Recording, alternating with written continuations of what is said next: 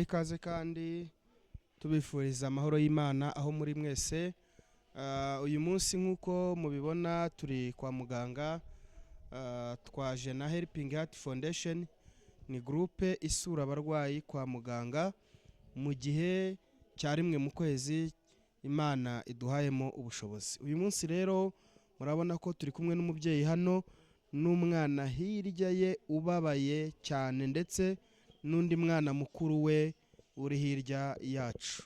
Reka rero tuganire n'uyu mubyeyi kuko umwana wo hirya nawe mukuru w'uwo mwana uri hagati urwaye, arasa nk'uwagize ihungabana, kuvuga ntabishoboye neza, ariko tugize umugisha wo kubonana n'umubyeyi w'umuturanyi wabo.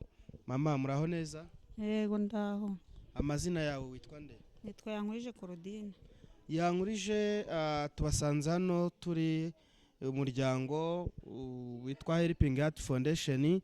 Uyu muryango wawubonye gute? Aba bantu baje kugemurira abarwayi kwa muganga. Nabonye ari abantu beza bafite igikorwa cyiza cy'urukundo.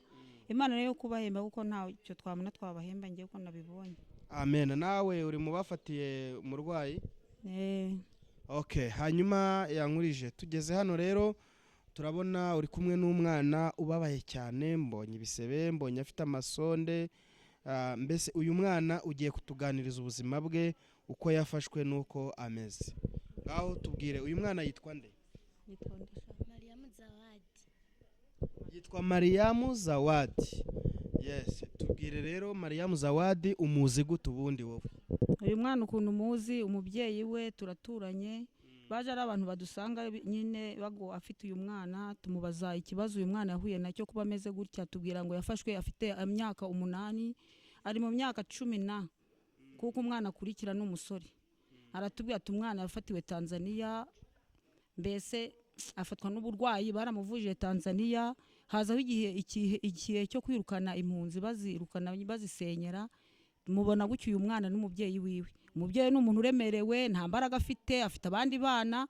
Uyu mwana bashatse kumuha ibitaro kera ahangaha, aravuga ati reka ntago nakakira ibitaro abana banjye ngo bapfe, mfite bandi, nzajya mujyana bamuvuze mutahane.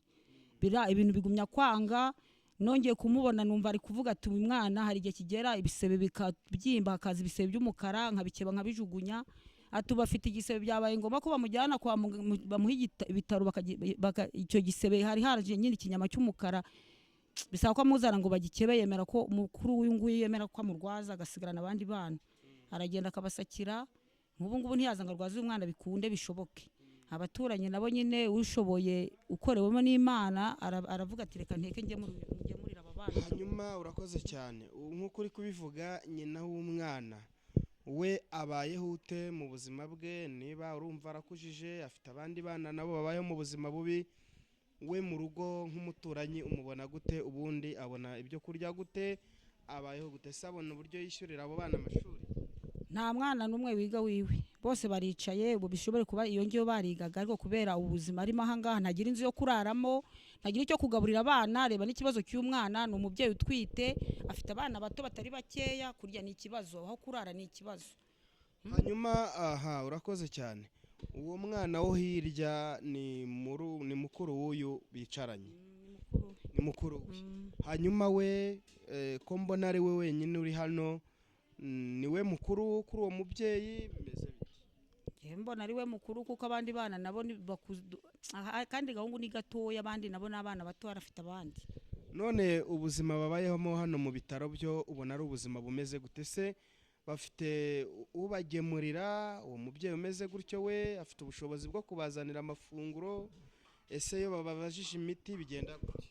Iyo babajije imiti se rumva amafaranga yayakoreye yayabona? N'ifunguro rya ataribona. Nk'ubu nanjye nitanze nibwo nari mpagize mbagemuye two kurarira. Abaturanyi baritanga nyine, wo Imana ikoreye matirika ngemurire babana. Kuko mama we hari igihe gishobora kugera akaba atabonye, nta n'imbaraga afite zo kuzamuka n'umusozi ngo ajye gusaka. Nta papa wabo bafite? Ubarebye mbese n'abantu ubarebye no kurira, natwe ubwacu turyamye dutekereza uriya mubyeyi n'aba bana, tugatekereza n'uyu nguyu. Ntabwo warara uryamye urebye imibereho bafite.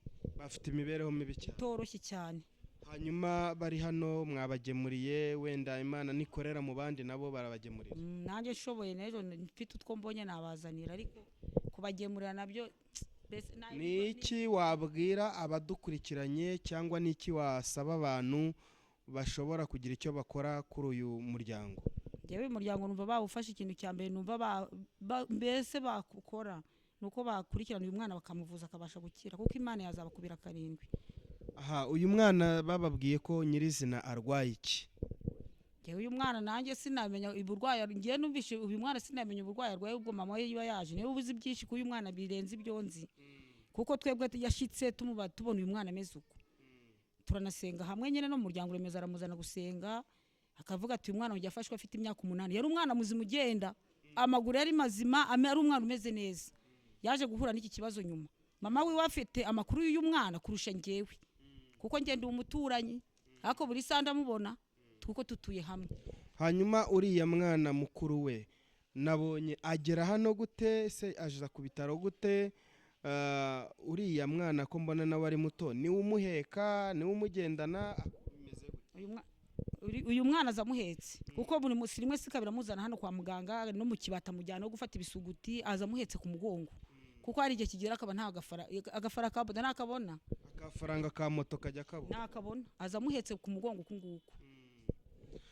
Ya ndumva birababaje kandi biteye agahinda abadukurikiranye abafite umutima w'urukundo abafite umutima wo gufasha umuntu wumva akeneye gukorera umugisha kuri uyu muryango nk'uko muri kumva ubuzima bwe bugoye. Uyu ni umuturanyi watubwiraga ubuzima bw'uyu mwana ndetse n'ubw'umuryango we barababaje cyane. Aragira ati uyu mwana yafashwe ari mukuru agenda yaragendaga mbere nta kibazo ariko uyu munsi wa none arasa nk'umwana wamugaye nk'uko mwabibonye arimo amasonde ahantu hose afite ibisebe umubiri wose akavuga uti twamukuye mu rugo n'akazu babamo kanutse kameze nabi kuko nyina hari inyama yakataga kajugunya. Uyu munsi rero ari kwa muganga turagira ngo rwose umuntu wese wumva wamukoreraho umugisha amukorereho umugisha.